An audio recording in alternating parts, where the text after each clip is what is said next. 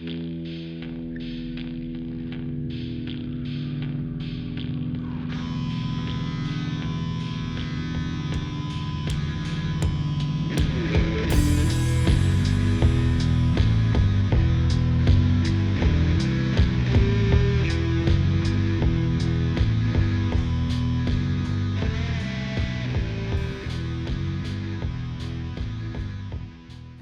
Close to Home contains narrative details that may not be suitable for all listeners. Too Close to Home discusses topics such as brutal violence, murder, and the discussion of drug use. Too Close to Home does not endorse or encourage any illegal or harmful activities. If anything discussed in this podcast could be upsetting or triggering, then it's best to assume this podcast is not the one for you. We thank you for your consideration. For notes, details, and source credits, please see the show notes or wait till the end of the podcast. As individuals and a podcast, we recognise and acknowledge the traditional landowners, the Yurkura peoples, in which this crime unfortunately took place, and traditional landowners, the Boonwurrung and Woiwurrung peoples of the Kulin Nations, where we are today. We pay our respects to their ancestors and elders, past, present, and future.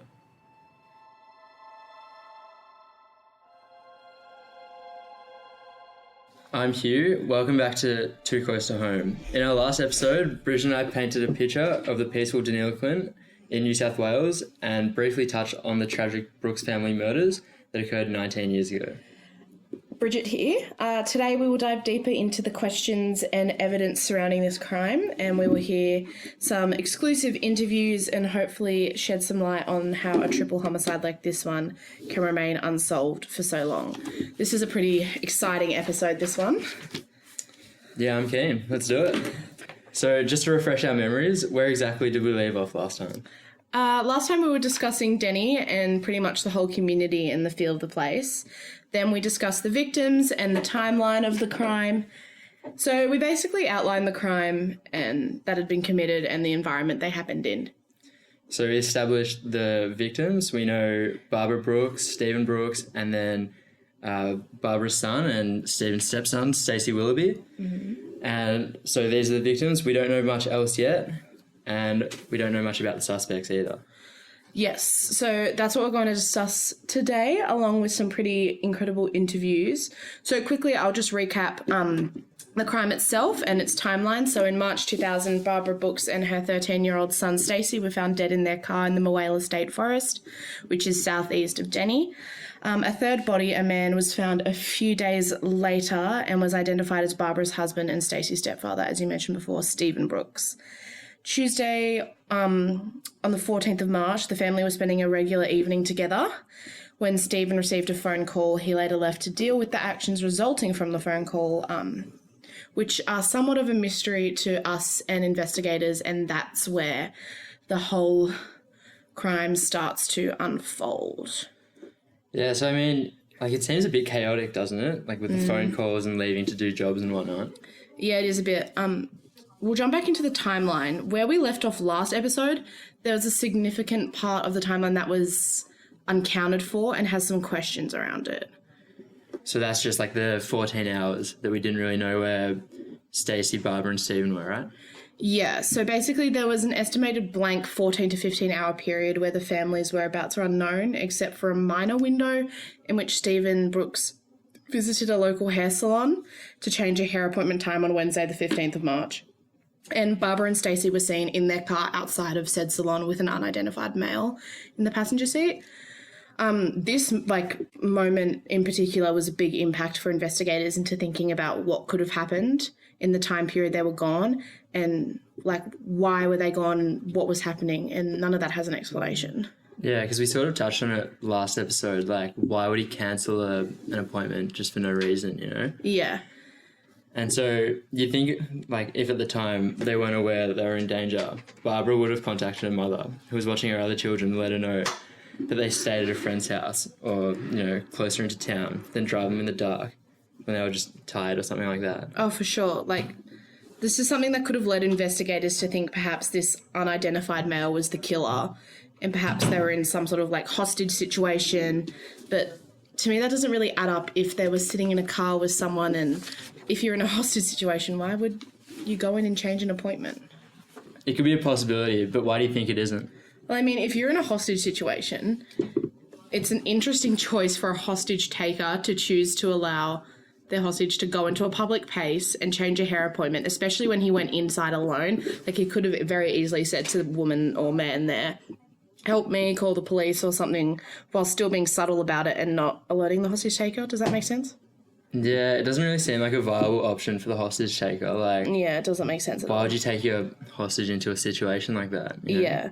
So from here, we're going to jump into some discussion and quotes from interviews we've conducted and what was published at the time of the crime. So, Hugh, do you want to start with one of your interviews?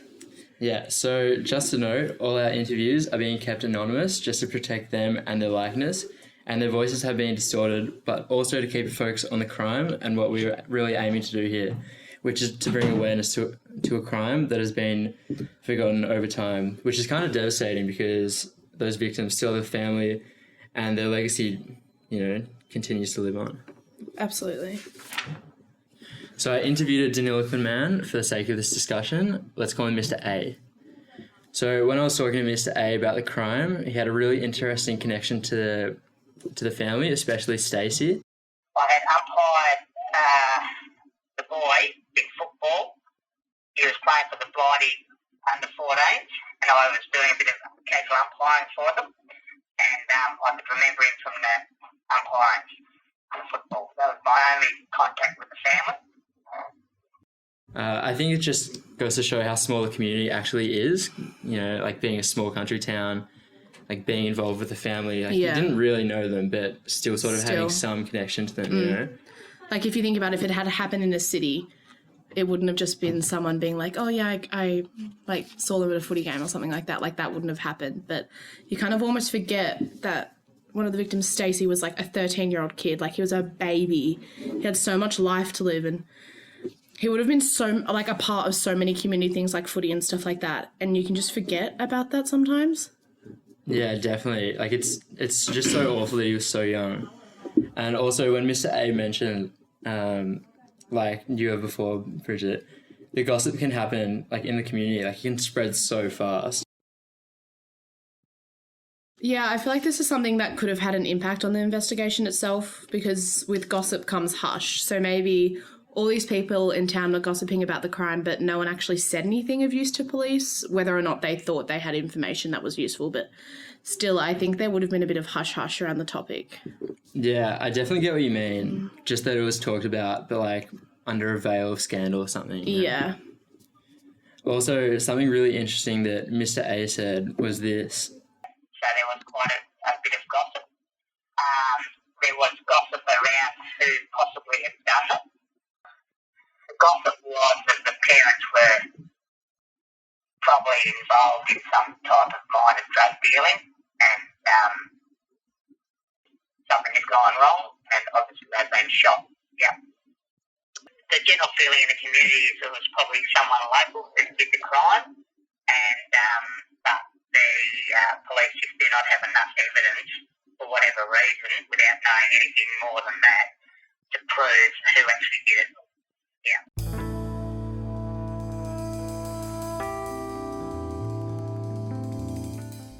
That's really interesting that he thinks they know who did it, but like they don't have enough evidence. I guess I kind of agree with what he's saying there, but we'll talk about that more when we get closer into the suspects. So do you want to do one of your interviews now, Bridget? Yeah, so I'm going to call my interviewee Ms. B.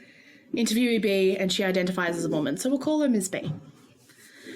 Okay, so this woman was actually living in Denny with her family when the murders occurred, but she doesn't live there anymore.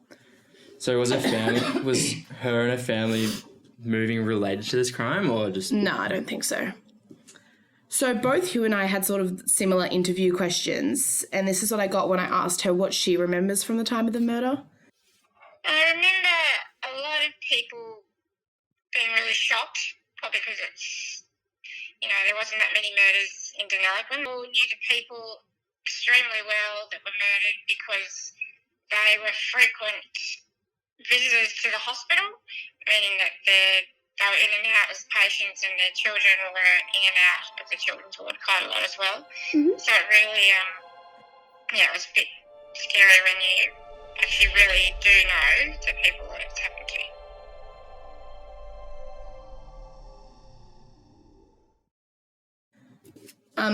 So something to know that's really interesting is that this woman was actually working casually in the Deniliquin hospital at the time. So that's crazy. Was she there when the victims would have been brought in, or do you know? From memory, with my discussions with her, I think so, yeah. Jeez. Yeah, so similar to Mr. A, she also mentioned the gossip that surrounded the town and how it kind of engulfed the town atmosphere at the time. And similar to what you did, Hugh, I asked if she thought that someone in the public, either now or then, could have known more than what they were letting on, and this is what she said. It's a small country town. It's pretty amazing to be able to have it unsolved for this long. So definitely, I would feel like probably only one person knows. Probably a couple, I guess. Yeah, it's pretty amazing in a small country town. There was a person of interest, but obviously there wasn't any evidence. I mean, yeah, that seems to be like the general consensus among the town, is that like people believe someone knows more than what they're letting on, but I mean, they're just sort of keeping it under wraps because... Unfortunately, yeah. Like, when I got to the end of the interview, I asked her if she had anything else to add or if she wanted to say anything else, and she did. And she had this, really, it was kind of, really incredible what she said. I can remember, being quite frightened in town when I was putting out the wheelie bin after finding out that. Yeah. And I remember actually dreaming about it quite a lot. Everyone was quite traumatised by it, I guess, when you look back. So that kind of broke my heart a little bit to think about this young mother living and working in what she thought would have been a safe small town community and just having that been shattered. Also working at the hospital, I think she was actually, from the way I understood her, she was actually working there that day that Stephen's body was brought in, and she had an association with that, but obviously she didn't disclose any of that information to me because she has a moral obligation when she was working at the hospital and all that stuff. Yeah, that last section, when she mentioned dreaming about it, it really must have impacted her, and it just seems that it definitely would have stuck with her. Yeah, it's awful. I couldn't even imagine what it would have been like for the community at the time, and to think about what the family must be going through at that time. It's just terrible. Yeah, it's definitely terrible, especially considering how long it's been dragged out now. Oh, yeah. Okay, so now we're going to dive into the investigation process and look at the suspects. Okay, so this episode's a juicy one. It sure is. So we already know about Task Force Rhodey, which we discussed in our last episode. And that was investigating task force set up after they found Barbara and Stacey, right? Yeah, it is. So I have a few quotes, that I got from the Deniliquin Pastoral Times, which is the local newspaper in Denny. Also to mention, I had to go to Denny to get these quotes and sift through all these newspapers from 2000 and 2001 and look at a million things, which I didn't mind doing. But the librarian at the Denny library was like, "Oh, are you doing some family history research?" And I was like, "Yeah, totally." And then when she came to ask if I was okay with everything, I was looking at newspapers about a murderer. Bloody sociopath. Oh she probably thinks I'm a murderer, which I promise I'm not. But, I mean, she probably thinks I'm crazy. Anyway, so now I know what it feels like to sneakily find quotes. I'm a proper journalist now. Fun times. So, in this article from the Pastoral Times from December 2001, so a year or so later, it discussed the open findings that happened in the murder inquest that took place in the Denny courthouse, which I think is really funny that it took place in the Denny courthouse. Okay, so the Denny courthouse, it's quite grand, isn't it, though? It actually is ridiculous. There's nothing else in the town, and there's this beautiful big courthouse, which, according to rumour, was accidentally built there. And people go there to take their formal and Deb pictures. And I'm like, it's a courthouse. Anyway. All right, that was, quite random, but moving on. The article was published a while later into the investigation, Yeah. right? So in this inquest, only 2 witnesses were called to the stand, one being the first officer in charge of the investigation. I don't know if it's Hans or Hans. We'll go with Hans, like in Frozen. Hans Rupp. And he gave an account of police findings, and the second person to take the stand, and our first and only suspect, was a Deniliquin man named Damiano Mirando. I don't know how to say his name. Damiano Mirando. But he was commonly known as Danny, so we're just going to call him Mr. Mirando. So Is there much information about him? What do we know about Mr. Miranda? There isn't much that was published because the investigation was still like in process at the time, so they obviously had to protect his personal information and all that stuff as he was a suspect, not like the murderer. Anyway, so interestingly, at the inquest, Mr. Miranda invoked Section 33 of the Coroner's Act, declining to speak at the inquest for fear of incriminating himself. Oh, interesting. It's saucy. Which, I mean, I could be completely wrong. I don't know what it's like to be accused of murder. Hasn't happened to me. But surely, please no one accuse me of murder. But surely if you were innocent, you'd do everything in your own power to, like, prove that right, wouldn't you? But I mean, like, what if he was advised by a lawyer or, like, you know, someone's told him not to say anything? Very true. Also said at the inquest was that Mr. Miranda was closely connected to Stephen and Barbara Brooks. Whether that be a friendly manner or not, we don't know. Detective Inspector Rupp presented 117 phone calls made between the Brooks family and Mr. Miranda in less than 3 months leading up to the murder. So, when you think about it, that's a lot of phone calls. Like, for that time, being without social media. That's still a lot of phone calls. 117 phone calls. That's a lot of phone calls in what? Was it like 3 months leading up? Less than 3 months? That's a lot of phone calls. That's a big bill. Yeah. That's a big bill. Also found at the inquest, lots of juicy stuff happened at the inquest. The witness that said she saw the victims in their car when Stephen went to change the hair appointment, she gave a detailed description to police of the man sitting with Barbara and Stacey, and from an identikit picture drawn from this description, Detective Inspector Rupp said there was a, quote, uncanny, end quote, resemblance to Mr. Miranda. So that's pretty damning, like, if there's been some sort of indefinable feature like that. You know? Yeah. So, also, thanks to this woman who just stepped forward and said her piece about what she saw. Good on her, because she's probably really helped the investigation process, especially in that big time period. God bless you. Bless up. Yeah, bless the woman. Big ups to this woman. Yes, big ups to this woman. Also at the inquest, Mr. Miranda and his lawyer presented arguments and statements that Barbara and Stephen Brooks had said to Mr. Miranda that their lives are being threatened by a man. Really? So, kind of a little bit random. I don't really know what came from that statement. I think it almost fell under the rug a little bit. I could be completely wrong, but from the research and all of us here who've done our research, we haven't really been able to find much more on that statement other than what was published about the inquest. Detective Inspector Rupp also stated at the inquest that Mr. Miranda had refused to be involved in a lineup to help identify a man that was seen in the car with Barbara and Stacey, which, I mean, is a little sus, but yeah, whatevs. Like, first refusing to, like, talk, now just, like... refusing to be a part of a lineup, but okay. It was also mentioned at the inquest that the witness that saw this thought the identified man and Barbara looked to have possibly been fighting. That kind of changes a bit, I guess, like, the whole situation, you know, if they were in a hostage situation, I don't know, could it be more, like, a more volatile environment? For sure. I think that's what makes it really interesting, because who knows if they were fighting, it could have been fighting about letting them go, or it could be fighting about something else, who knows. Yeah. So what was the conclusion from the inquest, do we know?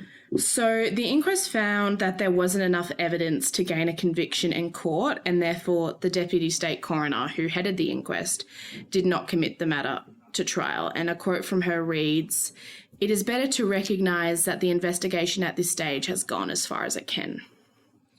I mean, it's kind of understandable, but it's also really sad for the family, like... Oh, for sure. You know, just living in limbo for all this time, you know? And it was noted that the family was actually at the inquest, so I just imagine sitting there and thinking this could be possibly something that could give you closure, and then it just not fall through and will not come through and give you an idea of what could happen. It's just really sad. Yeah, it's really awful. A couple of days later, on December 7th, 2001, there was another article released from the Deniliquin Pastoral Times entitled "A Final Plea to Find Murderers." And in this article, it details the crime and quotes the investigating team asking the public for help in really just as simply as it's titled, "A Final Plea to Try and Find Information." Yeah, it's just really sad. Like, I know I've said it's devastating and it's sad so many times, but... I mean, pleading with the public to give any information like that could have been given before, To help. It's just really heartbreaking when you like take a step back from it and see that these investigators have done everything that they could have done, and even that wasn't enough. Yeah.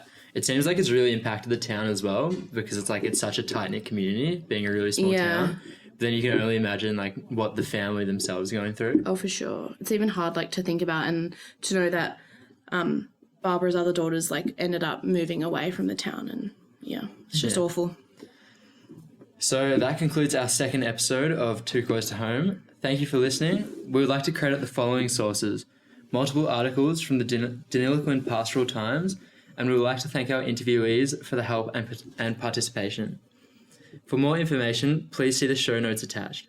If you or someone you know have any information about this crime, please call Crime Stoppers on 1800 333 000 or call your local police station. Tune in next time for our final episode where we wrap up our perspectives on the crime and discuss what happens now. Thanks for listening.